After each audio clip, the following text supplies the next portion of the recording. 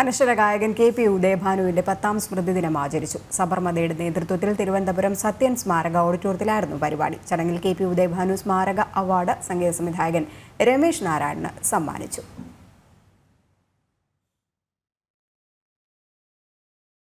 അനശ്വര ഗായകൻ കെ.പി. ഉദയഭാനുവിനോടുള്ള ആദരസൂചകമായാണ് 10ാമത് സ്മൃതിദിനം ആചരിച്ചത്.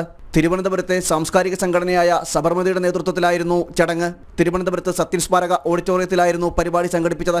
സ്മൃതിദിനത്തിന്റെ ഭാഗമായി സബർമതി ഏർപ്പെടുത്തിയ സംഗീത രംഗത്തെ സമഗ്ര സംഭാവനയ്ക്കുള്ള K P.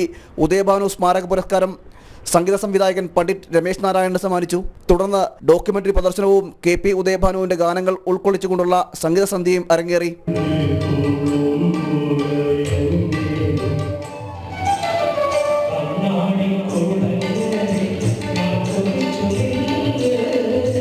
Kerala Gandhi Smaraka Nidhi chairman doctor N Radhakrishnan, G Sreeram, Sabarmati president V K. Mohanan, T Sarachandra Prasad, Sugandhi Nair, Swami Aswathi Thirunal, A Prabhakaran തുടങ്ങിയവർ പങ്കെടുത്തു.